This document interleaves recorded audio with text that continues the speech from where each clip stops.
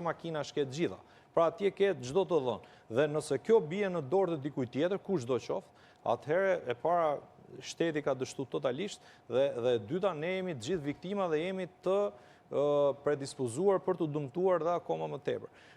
Prokuroria posaçme pikërisht të duhet të arrijë në këtë hetim të avancuar që po bën, duhet të dalim me konkluzione se kush janë shkaktarët, pse jemi në këtë situatë dhe kush janë përgjegjësit e drejt për drejt për këtë çështje. Politikisht qeveria nuk ka mbajtur ndonjëherë në qëndrim dhe nuk kam bërë reflektime për këto lloj situatash, por mendoj që është ngjarja më e rëndë, më e madhe, më problematike që mund të ketë shkaktuar ndonjëherë në një qeveri shqiptare të drejt për drejt, qoftë për fonde, qoftë për rëndësinë e çështjes dhe rëndësinë e atyre materialeve që ja ka dhënë kështu i kanë nxjerrë në treg të lirë për të gjithë tjerët.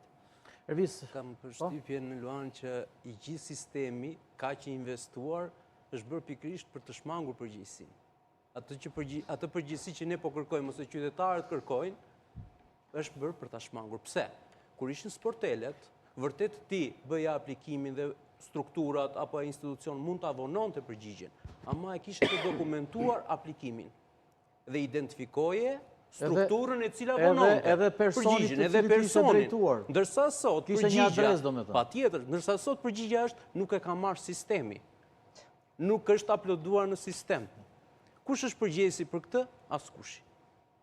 Pra kemi një sistem të shumë investuar për të shmangur përgjegjësinë. Kështu ngjan. Tani janë tendera pafund, janë të paracaktuara për të ndarë paratë atyre tendera. Por nga ana tjetër, rezultati del që jo thjesht kanë ndarë paratë, por e kanë marrë ata që nuk i takon, sepse niveli dhe cilësia e ofrimit të shërbimit është zero. Tham, një sistem digital mundet dhe e pranon logjika për orë apo për një ditë të mund të bjeri, por jo për një muaj të tërë. Atëherë këtu shkon më tej problematika, se sa një thjesht një kreshi një sistemi digital. Ndodh edhe në vendet më të zhvilluara të botës. Absolutisht, që çdo sistem digital mundet. Para disa muajsh ndodhi një blackout që u mbeti pa energji elektrike një pjesë e mirë e Spanjës, e Francës.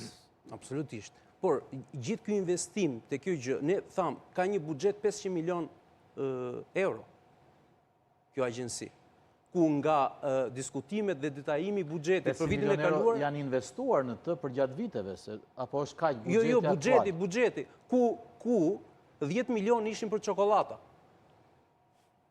10 milion ishin për çokoladë. 10 milion euro për çokoladë. Që e vërtet ajo? Po patjetër ishte buxheti detajuar. Në dosjet Spakut është reflektuar që janë bërë shpenzime për një kompani të caktuar për këtë. Jo, është e detajuar.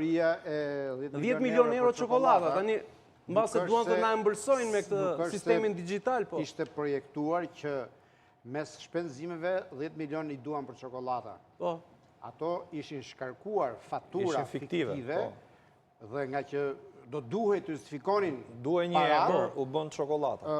10 milion i lëshoi një kompani që shiste vetëm vafer dhe çokoladë. Dhe i lëshoi si shërbime... Pra çështje faturash fiktive. Faturash fiktive, por të detajuara në buxhet, ato le kanë ikur. Kanë justifikuar me ato produkt. Se çfarë çokoladash kanë qenë nuk e dim, por çokolada janë shkruar aty. Mentori doli fiks tek një ndër çështje që unë mendoj si çështje, është një ndër çështjet më sensitive.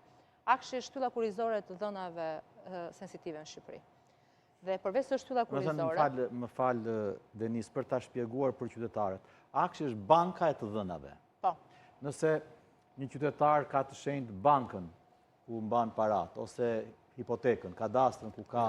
Akshi ka edhe bankën. Akshi ka të gjitha. Pra është banka e të gjitha të dhënave. Është banka e të gjitha të dhënave. Edhe vetë bankës.